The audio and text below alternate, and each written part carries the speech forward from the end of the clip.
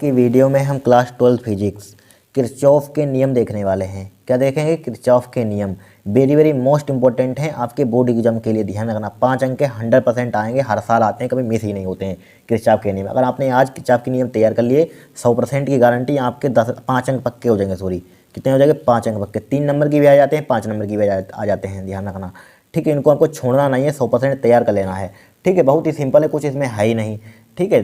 बहुत सिंपल भाषा में लिखो। आज के बाद आपको रटने की ज़रूरत ही नहीं पड़ेगी। देखिए यहाँ पर लिखा हुआ है, विद्युत परिपथ के लिए किरचॉफ के नियमों का आवश्यक परिपथ चित्र देते हुए उल्लेख कीजिए, ठीक है। देखिए यहाँ पर प्रथम नियम क्या होता है, देखिए, किसी विद्युत परिपथ में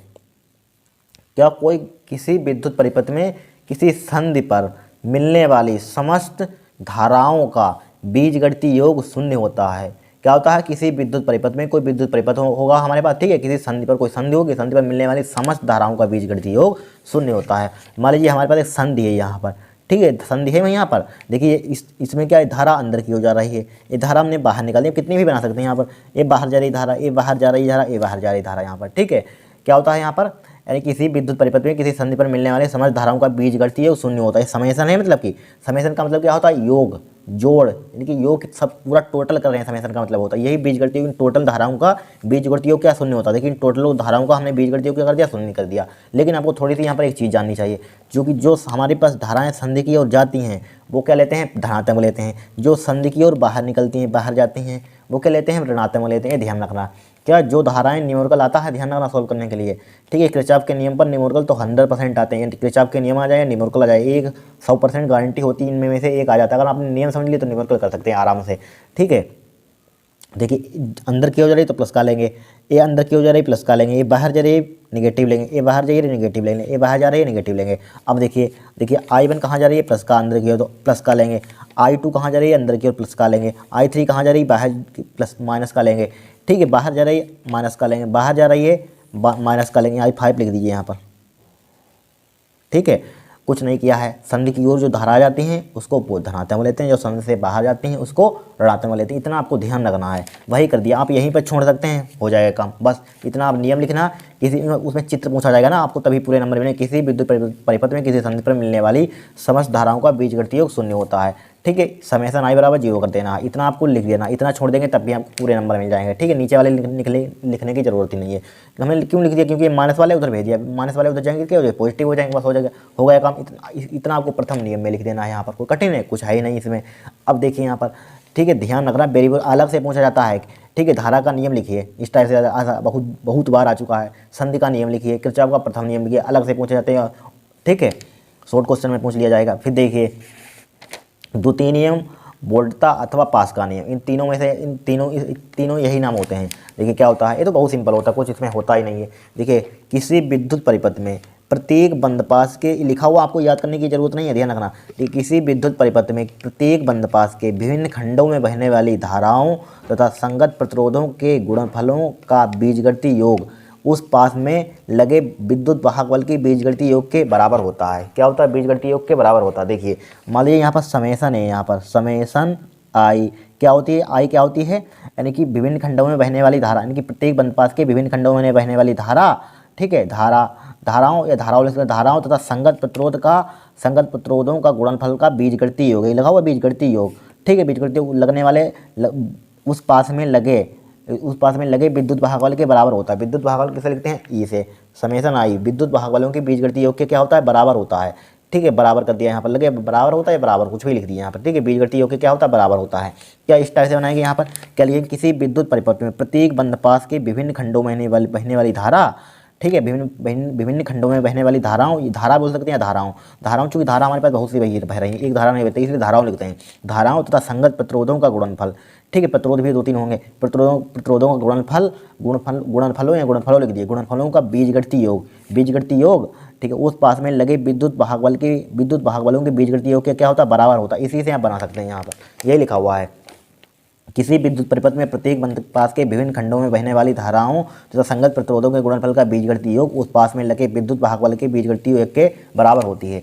अब देखिए, अब यही मेन चीज़ कॉन्सेप्ट या तो थ्योरी तो याद कर लें, लेकिन मेन चीज़ क्या समझना होता है, न्यूमेरिकल इस पर हर साल आता है, ध्यान रखना। आप पिछले सालों के पेपर उठा लेना, दिख जाएगा। अगर ये समझ लिया आपने चित्र, तो न्यूमेरिकल हो सकता है यहाँ पर तुरंत हो जाएगा चुटकियों में। देखिए हमारे पास यहाँ पर चित्र बना दिया है यहाँ पर, ठीक है, एक सर्किट हमने बना दिया यहाँ पर एक विद्युत भागवल लगा दिया हमने, एक सेल लगा दिया यहाँ पर E1, एक सेल लगा दिया E2 हमने, ठीक है। इसमें एक प्रतिरोध लगा दिया हमने R1, यहाँ पर प्रतिरोध लगा दिया R2, वहाँ पर लगा दिया R3, आप कितने भी लगा सकते हैं, ठीक है। R3 यहाँ पर ज़्यादातर सेल 2 ही होते हैं यहाँ पर, ठीक है, 2 ही आते हैं यहाँ पर, 2-3 भी आ जाते हैं, ठीक है। यहाँ पर हमने 2 लगा दिए, E1 E2 R1 R2 R3, कोई दिक्कत नहीं होगी। हमेशा ध्यान, धारा हमेशा किससे बहती है, प्लस से माइनस की ओर बहती है ज़्यादातर, मोस्टली, ठीक है, प्लस से माइनस की ओर। प्लस है यहाँ पर, इस इधर की ओर हमने धारा वाई दी, यहाँ से बाद दी धारा कहाँ जाएगी, इधर की ओर जाएगी, ये सीधी आ जाएगी यहाँ पर, ठीक है, सीधी आ जाएगी यहाँ पर। ये प्लस का है, यहाँ पर क्या है, प्लस का है। अब प्लस से कहाँ जा रही है, इधर की ओर आई, प्लस से माइनस की ओर हमने बहती है, प्लस से माइनस की ओर आई। देखिए आई, इसमें क्या बह रही है हमारे पास, मान लीजिए धारा I1, ठीक है, ये क्या थी हमारे पास, मान लीजिए I1 इसमें बह रही है, प्रवाहित हो रही है I1, ठीक है, I1 यहाँ पर भी आएगी, I1 आएगी नहीं, I1 इसमें मान लीजिए धारा हमारे पास सेल के I2, तो इसमें I2 धारा मान लेंगे, I2 धारा प्रवाहित हो रही है। देखिए I1 इसमें आएगी, यही समझ लीजिए मेन चीज़ें, धारा बहाना आपको आना चाहिए। देखिए I1 इससे I1 आ रही है, इसमें I1 हमने प्रवाहित कर दिया, यहाँ पे इसमें I2 प्रवाहित कर सकते हैं, कोई दिक्कत नहीं है, ठीक है। लेकिन यहाँ पर E1 है तो इसलिए I1 यहाँ पर सेम टू सेम रखिए, E2 है तो इसलिए I2। अब देखिए I1 यहाँ पर आएगी और I1 यहाँ पर आएगी, दोनों क्या हो जाएंगे, I जुड़कर एक जगह यहाँ पर मिल लेंगे, यहाँ पर आएगी I1, यहाँ पर आएगी, दोनों जुड़ जाएंगी, तो क्या आ जाएगी यहाँ पर I1 प्लस I2 हो जाएगा, यहाँ पर हो गया I1 I2 बस इस टाइप से धारा प्रवाहित करते हैं यहाँ पर, कोई दिक्कत नहीं होगी। इसका रजिस्टेंस का नाम प्रतिरोध R1, इसका प्रतिरोध R2, इसका प्रतिरोध R3। अब देखिए आपको एक बंद पात, एक बंद दिख रहा है, इतना भूल जाइए, ठीक है, इतना लिखा हुआ एक बंद पात दिख रहा है, इसको भूल जाइए, इसको छुपा लीजिए, एक बंद पात दिख रहा है बस। अब इसी टाइप से यहाँ पर लगा दीजिए, यहाँ पर क्या लगा देंगे, यहाँ पर लगा दें, इस नियम के अनुसार लिखेंगे बंद पास बन के लिए, लिख दीजिए यहाँ, या बंद पास बन के लिए लिख लीजिए डायरेक्टली, बंद पास समझ लेना, तो यही मेन चीज़ है ना, छापा नहीं, आपको समझाने के लिए नहीं लिखा है। बंद पास बन के लिए, बंद पास बन है यहाँ पर, बन के लिए, इसका नाम हमने बंद दे दिया। अब देखिए हम हमेशा ध्यान रखना, एक बात एक बात सुन लीजिए। देखिए इस नियम को हम जब लगाते हैं, कब लगाते हैं, जब धारा की दिशा में चलते हैं, तो हमारे पास धारा और प्रतिरोध का गुणनफल क्या होता है, धनात्मक लेते हैं। इस नियम को कब लगाते हैं मालूम है, जब धारा की दिशा में चलते हैं, धारा और प्रतिरोध का गुणनफल क्या लेते हैं, धनात्मक लेते हैं। जब विपरीत चलते हैं, विपरीत में उल्टा कर देते हैं, माइनस कर देते हैं। विपरीत चलते हैं, धारा की दिशा में चलेंगे, देखिए मान लीजिए इधर की ओर जा रहे हैं, धारा की दिशा में चलते हैं पॉजिटिव लेते हैं, धारा के विपरीत चलते हैं तो नेगेटिव लेते हैं। धारा और प्रतिरोध का मल्टीप्लिकेशन, गुणनफल, ठीक है, ध्यान रखना।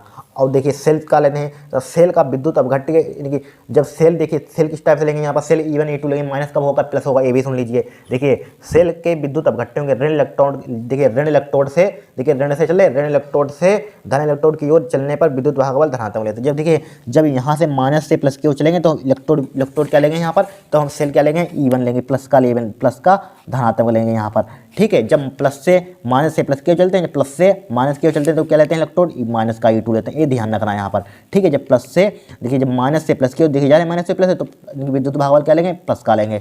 अब जब नेगेटिव प्लस से माइनस की ओर चलते हैं उल्टा कर देंगे आप, एक ध्यान रखिए, जैसे एक हम धारा के दिशा में चलेंगे, धारा प्रतिरोध गुणनफल धनात्मक, जस्ट विपरीत उल्टा कर देंगे। अब देखिए जब इलेक्ट्रोड वाला ध्यान रखना, माइनस से प्लस की ओर चलेंगे तो धनात्मक लेंगे, यानी कि विद्युत भागबल, और जब विपरीत चलेंगे प्लस से माइनस की ओर चलेंगे तो ऋणात्मक लेंगे, उल्टा कर देना। ये मेन पॉइंट है, 100% न्यूमेरिकल आता है। अगर ये समझ गए तो न्यूमेरिकल अप्रूव हो जाएगा, ठीक है। वो हम बहुत करवाते हैं और आपको समझ में करवा भी चुके हैं बहुत, ठीक है, देख लेना।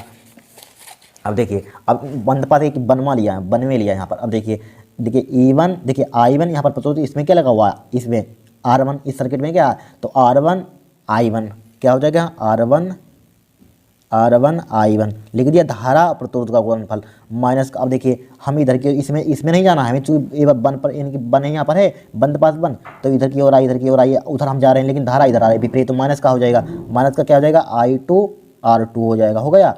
अब देखिए यहाँ पर मेन चीज़ अब समझ लीजिए, यहाँ पर समझना है। देखिए हम यहाँ पर इसमें लिया माइनस से प्लस की ओर गए तो क्या लेंगे, इलेक्ट्रोड विभव क्या लेंगे, प्लस का लेंगे, E1 प्लस का ले लिया यहाँ पर, लेकिन इसमें क्या लेंगे, ये वाला प्लस। देखिए हम इधर की ओर जा रहे हैं, प्लस से माइनस की ओर जा रहे हैं, माइनस से प्लस की ओर नहीं जा रहे, इधर से प्लस से माइनस की ओर आ रहे थे इधर की ओर, लेकिन हम उधर जा रहे हैं, देखिए प्लस से माइनस की ओर पार कर रहे हैं यहाँ पर, तो क्या लेंगे, ये नेगेटिव लेंगे, यही समझ लीजिए। यहाँ पर हो गया काम, E2 बस हो गया काम, इतना लिख देना है आपको, ठीक है। अब देखिए दूसरा बंद पास ले लीजिए, यहाँ पर क्या ले लेंगे, बंद पास 2 के लिए, बंद पास 2 के लिए लिख लीजिए यहाँ पर, बंद पास 2 के लिए, बंद पास 2 के लिए लिखिए, तो बंद पास 2 के लिए क्या हो जाएगा बंद पास दो के लिए, देखिए यहाँ पर कुछ नहीं करना है आपको, क्या करना है, कुछ करना ही नहीं। देखिए ए वाला बंद पास ले लीजिए, आप यहाँ से मान लीजिए स्टार्ट कर रहे हैं यहाँ पर, ठीक, कहीं से स्टार्ट कर सकते हैं। देखिए माइनस से प्लस की हो जा रहे हैं तो I2, देखिए धारा की दिशा में चले बंद पास, इसको भूल जाइए, तो I2R2 हो जाएगा यहाँ पर, क्या हो जाएगा I2R2 हो जाएगा, ठीक है, हो गया। अब देखिए इधर की हो जा रही धारा की दिशा में, इधर की धारा की दिशा में जा रहे हैं हम, क्या जा रहे हैं धारा की दिशा में, तो क्या हो जाएगा प्लस का हो जाएगा यहाँ पर, क्या हो जाएगा प्लस का हो जाएगा, प्लस का हो जाएगा I1 प्लस का I2 इंटू R बराबर, इसमें चूंकि विद्युत भागफल एक ही है E2 है, ठीक है, तो क्या लिख देंगे डायरेक्टली, देखिए माइनस से प्लस की ओर शुरू कर रहे हैं तो क्या आ जाएगा प्लस का आ जाएगा यहाँ पर, E2 आ जाएगा यहाँ पर, क्या आ जाएगा यहाँ पर E2 हो जाएगा यहाँ पर, बस हो गया काम, इतना आपको कर देना है। यही आपको 5 नंबर मिल जाएगा किरचॉफ के नियम, लिख लीजिए यहाँ पर, ठीक है, वेरी वेरी मोस्ट इंपॉर्टेंट, इसका स्क्रीनशॉट ले लीजिए यहाँ पर, ले लीजिए स्क्रीनशॉट, ठीक है, समझ गए होगा, यह बहुत सिंपल तरीके से आपको समझा दिया, ध्यान रखना यहाँ पर कुछ इसमें है ही नहीं, ठीक है, क्या है कुछ इसमें है ही नहीं यहाँ पर, ठीक है। आज के लिए इतना है, अगर आपको वीडियो पसंद आई हो तो चैनल को सब्सक्राइब करना, वीडियो को लाइक करना, ठीक है, अगर पसंद आई हो, अगर इतनी मेहनत आपको समझ में आई है तो चैनल को सब्सक्राइब करना, वीडियो को लाइक करना, ठीक है।